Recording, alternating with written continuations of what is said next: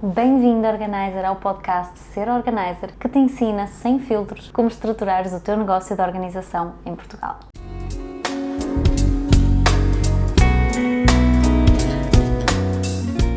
No episódio de hoje vamos falar aqui dos maiores erros que as Personal Organizers cometem quando começam o seu negócio de organização, quando começam a atender clientes de organização. E este é aqui um ponto que eu gostava muito de salientar, porque às vezes, quando nós falamos em erros, nós estamos constantemente aqui com esta ideia de não posso fazer isto, não posso fazer aquilo, etc, etc. E eu não quero que este episódio seja com base nisso. Não quero que este episódio seja para te frustrar. Aliás, aquilo que eu quero é exatamente o contrário. Eu quero que este episódio deste podcast seja para que tu evites esta frustração e consigas encurtar aqui um bocadinho o teu caminho quando sentires que isto está a acontecer, quando sentires que estás ali meio que empenada, não está a acontecer nada. Então, aquilo que eu sinto é exatamente isto, é que muitas vezes quando nós falamos em erros, quando criamos conteúdo à volta de erros, as pessoas ficam sempre assim muito preocupadas, ou quando nós apontamos erros, quando aponto erros numa consultoria, as pessoas ficam sempre ok, mas eu estou a fazer isto e está errado, está tudo errado. Não está tudo errado. Aquilo que eu quero é que tu consigas ter alguma noção, uma noção um bocadinho maior sobre que provavelmente podes estar a cometer estes erros e o que é que tu podes fazer para alterar aqui um bocadinho esses pontos, para limar aqui um bocadinho essas arestas e para evitar frustrações, perdas de tempo a longo prazo. Por isso, vamos para o primeiro erro. O primeiro erro vai aqui um bocadinho de encontro àquilo que nós falamos no episódio anterior, que é que não basta gostar de organizar, não basta achar que se é uma pessoa organizada para ter um negócio de organização, porque a realidade é que o que às vezes funciona para nós, ou nós organizarmos para nós que nos conhecemos muito bem, nós organizarmos para um familiar, nós organizarmos para um amigo, é totalmente diferente de nós entrarmos na casa de uma pessoa que nós não conhecemos de lado nenhum, não temos qualquer informação da sua vida, além daquilo que nós vemos e a pessoa nos conta, e então, apesar de gostar de organizar, poder encurtar ali um bocadinho o caminho e tornar o processo muito mais positivo e prazeroso, é importante nós sabermos adaptar aquilo que é o nosso gosto pela organização a um método real de trabalho para ajudar aquela pessoa, para ajudar aquele cliente. E isto é dos pontos mais importantes. Eu não vos posso dizer, eu falei disso no episódio anterior, não vos posso... já perdi a conta da quantidade de pessoas que chegam a uma consultoria comigo e me dizem, quando eu peço para as pessoas se apresentarem, ou me explicarem porque é que são personal organizers, as pessoas dizerem-me porque sempre fui uma pessoa organizada, porque sempre adorei organizar e porque sempre me disseram que eu devia ter um negócio, tudo certo, porque comigo aconteceu o mesmo, mas gostar de organizar não é suficiente. Gostarmos de ver as coisas bonitas e práticas e direitinhas na nossa casa não é suficiente. E isto foi uma perspectiva que eu fui alterando muito nos últimos anos, porque eu cheguei à conclusão que eu sou uma pessoa muitíssimo mais minimalista do que aquilo que eu passo nos meus atendimentos como personal organizer, passo nos meus projetos. Ou seja, eu não atendo,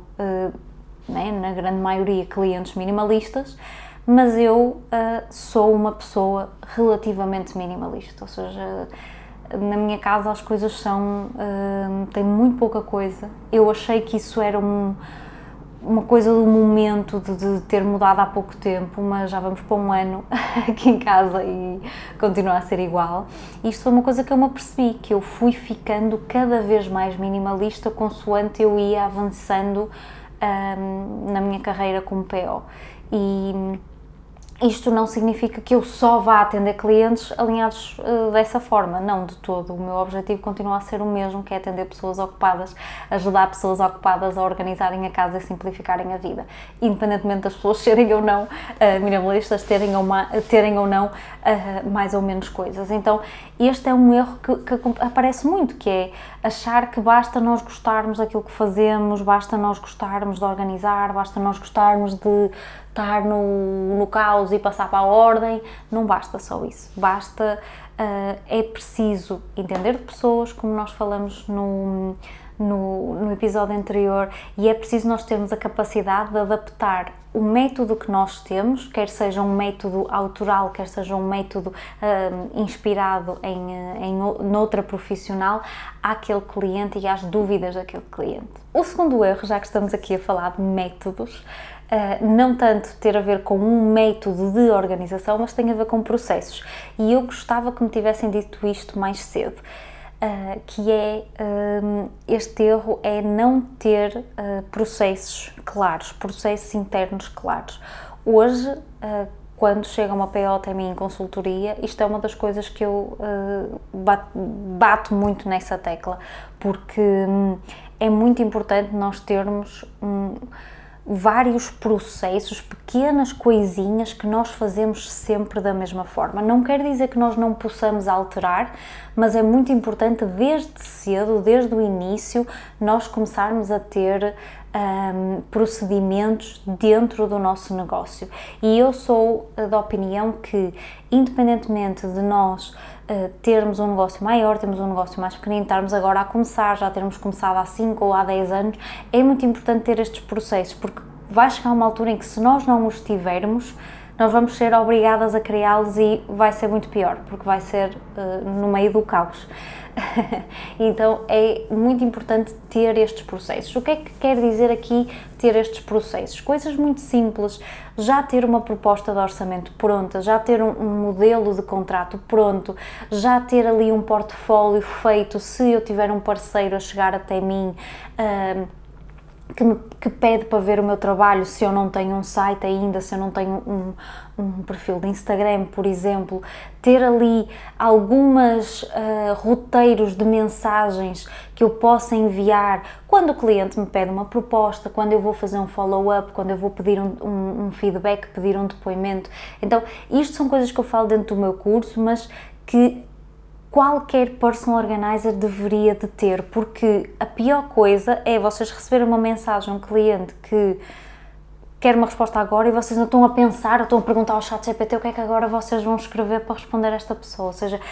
usem o vosso tempo de planeamento, de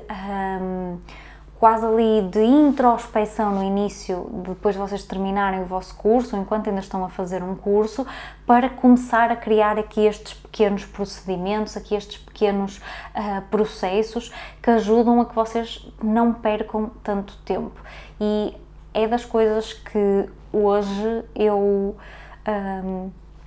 não gosto muito de dizer que me orgulho muito de ter, mas fico muito contente de ter feito desde cedo, não desde o início, por isso é uma coisa que me arrependo, mas desde há muitos anos que já tenho, ou seja, o meu negócio ainda não estava de todo onde está agora, e existiam alguns processos existem alguns processos que ainda estão em vigor hoje, e existem processos que foram alterando, mas a base é que existiam efetivamente processos. E isto é muito importante porque, se eu tiver que passar informação para alguém, se eu tiver que passar um dia a pasta para alguém, eu sei exatamente como é que eu quero que a comunicação seja feita. E isto é muito importante, como é que eu quero que o passo a passo seja feito. Claro que nós normalmente, quando começamos, não estamos a pensar assim numa perspectiva de 20 anos ou de 10 anos, ou muito menos de 5 anos, às vezes, alguns de nós. Mas é muito importante ter isto, e mesmo que vocês não saibam se vão continuar a ser POs daqui a 5 anos, é muito importante ter aqui estes processos, estes pequenos procedimentos que vos ajudam a encurtar o caminho e ajudam a padronizar aqui a vossa forma de comunicação. O terceiro erro é um erro que, para mim, o facto dele ainda continuar a existir é assustador, que é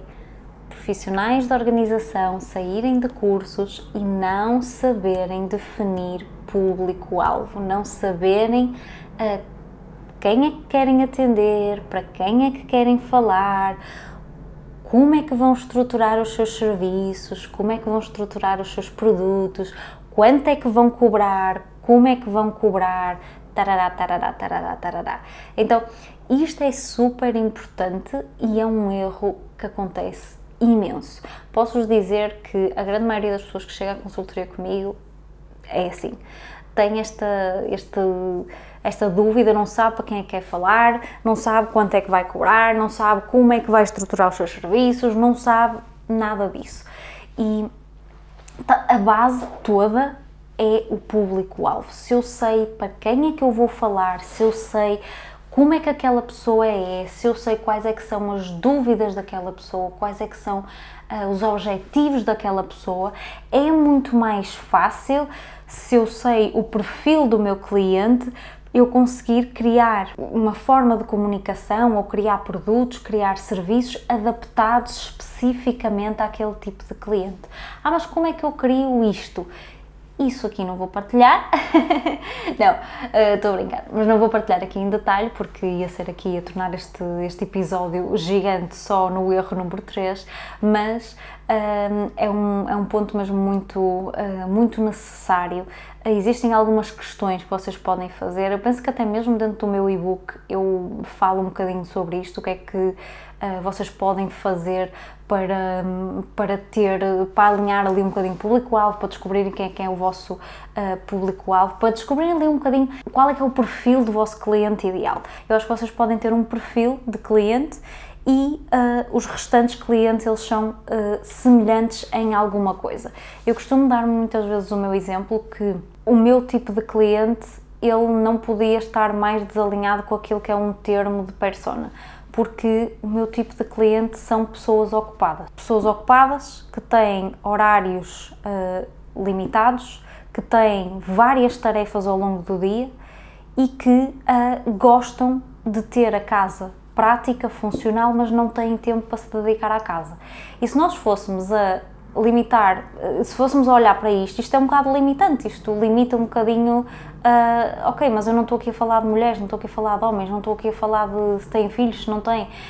E a realidade é que hoje eu sei que a maioria do meu público são mulheres, dentro de uma determinada faixa etária, que têm filhos, mas a realidade é que a grande base do meu público são estes pontos que eu falei anteriormente, são pessoas ocupadas que têm horários muito reduzidos, que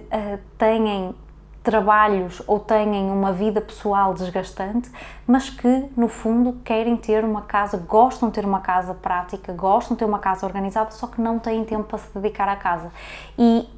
se eu for olhar para todos os clientes que eu atendi, quer fosse online, quer fosse presencialmente, se eu for olhar para alunas que entraram dentro dos meus cursos de organização, não personal organizers, se eu for olhar para pessoas com quem eu comunico nas redes sociais, pessoas que já me acompanham há algum tempo, elas entram nesta caixa, independentemente de algumas terem ou não filhos, independentemente de algumas terem filhos mais pequeninos, outras terem filhos mais velhos, independentemente de algumas terem até filhos que já saíram de casa, elas entram nesta caixa. E isto é super importante para mim quando eu estou a transmitir às minhas alunas POs, às minhas mentoradas também, o que é definir um perfil de cliente ideal. Às vezes não precisamos de limitar tanto assim de tem que ser homem ou mulher, tem que ser entre 25 e 35 anos, tem que ter filhos entre X e Y. Hoje eu consigo olhar para o meu público e óbvio fazer essa delimitação demográfica, mas a base é muito mais fácil quando vocês colocam ali a base do vosso cliente ideal, como quais é que são os hábitos dele, quais é que são as dificuldades quais é que são os objetivos, o que é que ele quer, porque vocês conseguem muito mais facilmente encontrar semelhanças entre várias pessoas com base nisto do que se só se focarem na parte demográfica. Imaginemos, eu dou sempre este exemplo, imaginemos que eu quero atender mães de primeira viagem. Essa é a parte demográfica, ok, tudo fixe, mas vamos focar quais é que são as dúvidas, quais é que são as questões que aquelas mães têm agora que vão trazer um bebê para a sua casa e querem ter uma casa prática, funcional, ou antes de trazerem o bebê para a casa, o que é que vão fazer, o que é que elas perguntam, o que é que elas gostavam de ter, como é que elas querem ter a casa. Estas questões são super importantes e fazem mesmo muita diferença a ajudar-vos a entender melhor o vosso público-alvo. O quarto erro é um erro que eu ainda continuo a batalhar um bocadinho, principalmente com algumas personal organizers, com algumas alunas, porque eu sou da opinião que é possível sim nós termos uma presença offline como personal organizers, temos vários clientes, criarmos autoridade com base nisso, mas cada vez mais é importante nós termos uma presença digital e este erro é focar só na parte prática e na parte offline e esquecer-se que nós precisamos de ter uma presença digital, por mais mínima que ela seja, por mais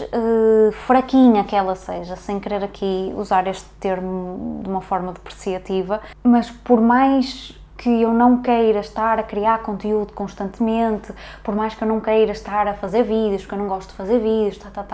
é super importante vocês terem uma presença mínima, nem que seja um site estático de uma página em que vocês têm lá uma breve descrição vossa, uma breve descrição dos serviços e os vossos contactos. E o contacto pode ser o vosso telemóvel, pode ser o vosso endereço de e-mail, o que quer que seja, mas tenham alguma presença digital. E uma presença digital não é ter só lá um perfil no Instagram com posts de há 2 anos atrás, não. É de ter aqui alguma presença que demonstre posicionamento, que demonstre autoridade. Eu dou às vezes o exemplo a algumas alunas do meu site. O meu site, ele não tem um blog, ou seja, o meu site, apesar de ele ser mantido atualizado, peço desculpa, embaralhei-me um bocadinho, ser mantido, eu sei que não se diz embaralhei-me, ok, eu se calhar preciso fazer esta nota aqui, mas foi assim só, para trazer aqui um bocadinho de comic relief pelo meio, de comédia. Apesar do meu site, como eu estava a dizer, ser um site estático, e é atualizado constantemente com alguns serviços novos, ou retirar serviços, acrescentar produtos, ele é um site estático, ou seja, um site que tem lá uma descrição minha, quem é que eu sou, quem é que é a organização e companhia, o que é que eu já fiz, o que é que eu não fiz, um portfólio, serviços, produtos, cursos, e pronto, e ele está lá na internet. Ou seja, óbvio que através do meu perfil no Instagram, através do canal do YouTube, vou alimentando um bocadinho mais esse público que chega, mas vocês, se têm muita dificuldade em ter uma presença online, tenham pelo menos uma presença mínima, porque atualmente é muito difícil viver só de indicações e do boca a boca, apesar de que nós temos POs que não acreditam nisto que eu digo, mas também já não acreditam nisto há anos. A realidade é que é cada vez mais complicado, porque nós não podemos ter um negócio que depende de nós termos uma recomendação de um cliente que nós nem sabemos se nos vai recomendar. Eu não posso estar dependente do boca a boca. Eu tenho que fazer pelo meu negócio. E estar online, ter um negócio digital, ter alguma presença digital, é algo que eu consigo controlar e que eu consigo colocar o meu negócio nas bocas do mundo. Ou seja, eu colocar o meu negócio no próprio... na boca dos outros. E não esperar que cheguem pessoas por indicações, etc. Então, focar só no eu tenho muitos clientes, ou tenho alguns clientes, ou tendo alguns clientes, e não colocar nunca o pé no digital é deixar muito dinheiro na mesa mesmo. E por fim, quinto erro é um dos erros que mais chega às minhas consultorias, que é não saber cobrar ou subvalorizar o serviço. Ou seja, não saber cobrar preços justos para o vosso serviço de organização. Não saber quanto é que vocês cobram, não saber explicar valor no vosso serviço e, acima de tudo, não saber preparar um orçamento com pés e cabeça. E isto é das coisas mais erradas, que é uma pessoa sair de um curso e não saber cobrar, e cobrar não é só nós, não é só nós espalmarmos lá no nosso orçamento o nosso valor hora vezes a quantidade de horas e está feito, porque este foi o valor hora que a maioria das pessoas cobra, é isto que eu vou cobrar. Não, não é sobre isso. É sobre ter pés e cabeça, perceber porque é que eu estou a cobrar este valor hora, que cálculos é que eu fiz, onde é que eu cheguei, onde é que eu tive de chegar para conseguir chegar a este valor, ok?